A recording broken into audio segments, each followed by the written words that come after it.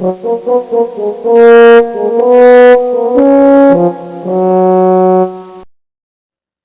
प्रिय भक्तों, आप सभी का स्वागत है हमारे चैनल संस्कृत स्तोत्रम पे। आज हम बात करने वाले हैं दीपक जलाने वाले उत्सव मतलब दीपावली के बारे में। दिवाली यानी दीपावली का पर्व हर साल कार्तिक महीने में अमावस्या तिथि को मनाया जाता है। हिंदू धर्म में दिवाली पर्व का बड़ा ही महत्व है। यह धनतेरस से शुरू होने वाले पंच दिवसीय पर्व का प्रमुख त्यौहार है।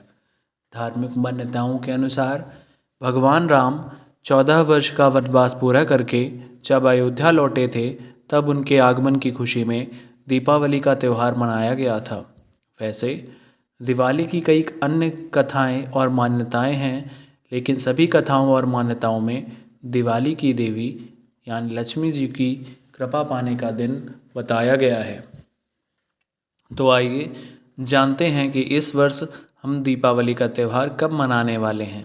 तो पंचांग की गणना के अनुसार इस बार कार्तिक अमावस्या 20 अक्टूबर 2025 को है।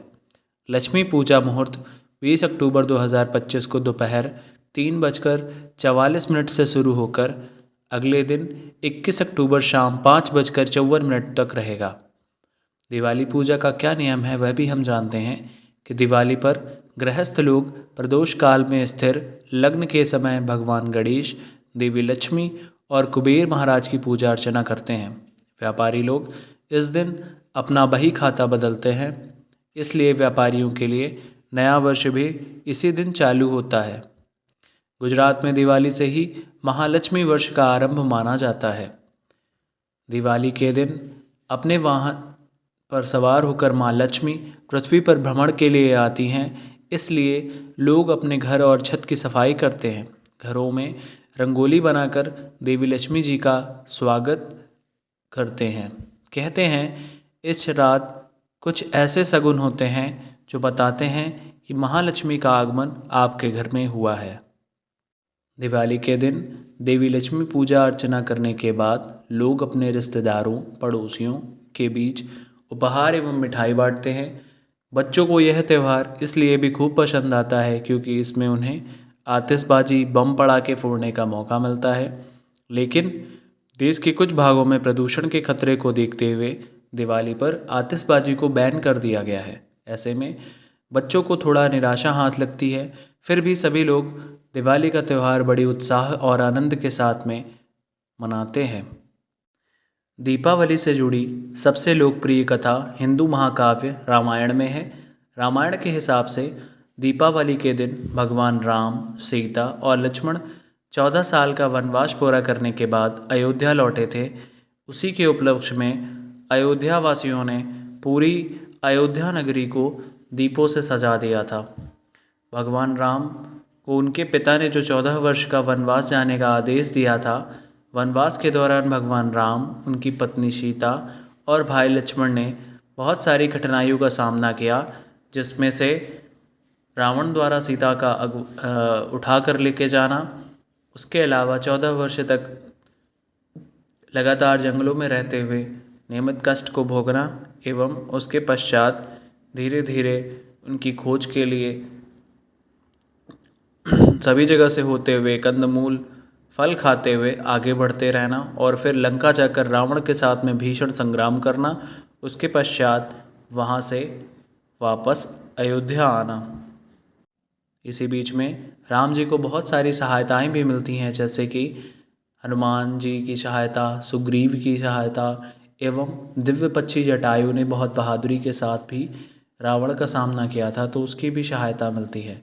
हालांकि रावण ने बेरहमी से उसके पंख काट दिए और उसे मार दिया था। रावण सीता को अपने साम्राज्य लंका में ले गया था, जो कि समुद्र की दूसरी ओर थी, और उस लंका का पता हनुमान जी ने लगाया था।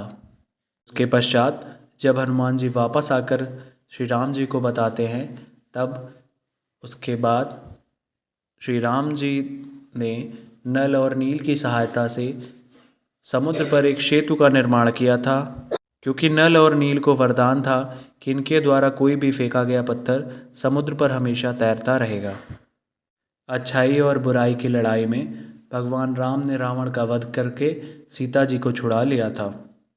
इस जीत के उपरांत वह अयोध्या लौटे और उनके स्वागत में अयोध्या के लोगों ने अपने घरों में साफ सफाई और रोशनी के लिए उनके रास्ते में दीप जलाए। तब से लेकर आज तक दीप जलाने की परंपरा है। दीपावली के उत्सव का अहम हिस्सा है। हर साल हम सभी दीपावली के दिन अपने घरों की साफ सफाई करके ढेर सारे दीपक जलाकर दिवाली का त्यौहार बहुत ही प्रसन्नतापूर्वक मनाते हैं। दीपावली 5 दिनों का त्यौहार है। दीपावली का उत्सव पूरे उत्साह के साथ 5 दिनों तक मनाया जाता है। इस त्यौहार से जुड़े कई मिथक और कथाएं भी प्रचलित में हैं। दीपावली के त्यौहार पर सब लोग अपने दोस्तों और परिवारों से मिलते हैं और उपहार एवं मिठाई एक दूसरे को खाते और खिलाते हैं। तो बात करें अगर दीपावली के पहले दिन की, तो पहला दिन की शुरुआत जो होती है वो धनतेरस से होती है। कई दिनों तक साफ सफाई करने के बाद लोग धन की देवी लक्ष्मी की पूजा करते हैं। भगवान धन्वंतरी एवं कुबेर की पूजा करते हैं। उनसे आने वाले साल के लिए सुख समृद्धि एवं अच्छे स्वास्थ्य एवं आरोग्य का वरदान मांगते हैं। साथ ही धन के देवता कुबेर की भी पूजा की जाती है। इस दिन सोने के आभूषण और नए बर्तन खरीदना अत्यंत शुभ माना जाता है। दीपावली पर लक्ष्मी जी के साथ साथ गणेश देवता की भी पूजा की जाती है, जिन्हें शुभ शुरुआत का प्रतीक माना जाता है। पूजा के बाद लोग पटाखे फोड़ते हैं, पकवान परोसे जाते हैं और उत्सव मनाया जाता है। हालांकि दीपावली पर पटाखों की वजह से होने वाले शोर से और वायु प्रदूषण से के बारे में लोग जागरूक हो रहे हैं। अब पर्यावरण के लिए सुरक्षित एवं शांत दीपावली मनाने का चलन शुरू हो चुका है। दीपावली के दूसरे दिन को तमिलनाडु, गोवा और कर्नाटक में नरक चतुर्दशी के रूप में जाना जाता है। पौराणिक कथाओं के हिसाब से इस दिन भगवान कृष्ण ने अत्याचारी राक्षस नरकासुर का वध किया था। लोग इस दिन त्यौहार के लिए खाने के सामान, खास तौर पर मिठाइयों की खरीदी करते हैं। उत्तर भारत में यह दिन छोटी दीपावली के तौर पर मनाया जाता है। इस दिन लोग नए कपड़े पहनते हैं, दोस्तों, रिश्तेदारों और कारोबार से जुड़े लोगों से मिलते हैं और एक दूसरे को उपहार एवं दीपावली की शुभकामनाएं देते हैं। दीपावली का तीसरा दिन जो होता है वो चंद्र मास के कृष्ण पक्ष का अंतिम दिन होता है। दीपावली के दिन पकवान बनाए जाते हैं। घरों के मुख्य दरवाजे पर आगे रंग बिरंगी रंगोलियां बनाई जाती हैं। दरवाजों को आम के तोरण या अन्य पत्तों के तोरण से सजाया जाता है। रात को मिट्टी के दीप जलाए जाते हैं, जो सही मायनों में रोशनी का त्यौहार बनाता है और अंधकार पर प्रकाश की विजय को दर्शाता है। दीपावली की रात को ताश खेलने की अनोखी परंपरा भी है। शायद साल भर में यह अकेला ऐसा समय होता है जब शाही दरबारों में खेले जाने वाले गंजीफा ताश की बुरी आदत को सहजता से स्वीकार कर लिया जाता है। ऐसी मान्यता है कि यह देवी लक्ष्मी को प्रसन्न करने के लिए खेला जाता है। यह हमारे जीवन में धन के चंचल स्वभाव और इस सच्चाई को स्वीकार करने की जरूरत को दर्शाता है। दीपावली का चौथा दिन गोवर्धन पूजा के रूप में मनाया जाता है। गोवर्धन पूजा का दिन भगवान कृष्ण को समर्पित है, जिन्होंने भगवान इंद्र को क्रोध की वजह से हो रही लगातार वर्षा के कारण और बाढ़ के प्रकोप के कारण उन्हें सबक सिखाने के लिए, चरवाहों और किसानों को बचाने के लिए गोवर्धन पर्वत को अपनी छोटी उंगली पर उठा लिया था। यह घटना भगवान इंद्र के अहंकार को तोड़ने के लिए हुई थी, क्योंकि वह अपनी पूजा न करने से कुपित थे। इंद्र के प्रकोप से बचने के बाद कृष्ण ने ब्रजवासियों को हर साल गोवर्धन की पूजा और अन्नकूट उत्सव मनाने की आज्ञा दी। तब से यह उत्सव निरंतर वैसे ही हर साल मनाया जाता है। इस दिन अन्नकूट बनाया जाता है और इस खास पकवान को बनाने के लिए उपलब्ध सभी सब्जियों और मसालों का इस्तेमाल किया जाता है।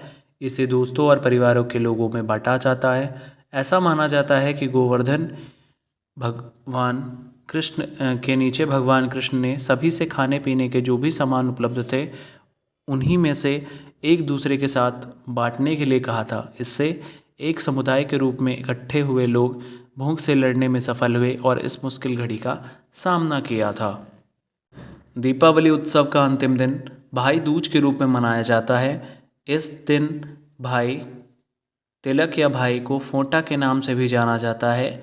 यह भाई और बहन के बीच पवित्र रिश्ते को समर्पित होता है। बहन अपने भाई के माथे पर तिलक लगाती है और वही भाई उसे उपहार के देकर अपना प्यार जताता है। इससे जुड़ी दो कथाएं प्रचलित हैं। कुछ लोगों के लिए यह त्यौहार यम की बहन यमुना के तिलक के साथ यम का स्वागत करने का प्रतीक है, जबकि कुछ लोग मानते हैं कि इस दिन नरकासुर का वध करके लौटे भगवान कृष्ण की बहन सुभद्रा ने उनका स्वागत किया था। तो यह थी दीपावली से जुड़ी हुई कुछ रोचक जानकारी। आशा करते हैं आपको यह वीडियो पसंद आई हो, और वीडियो अगर पसंद आई हो तो वीडियो को प्लीज़ लाइक एवं सब्सक्राइब करें और चैनल को सपोर्ट करें। आप सभी का बहुत बहुत आभार एवं धन्यवाद।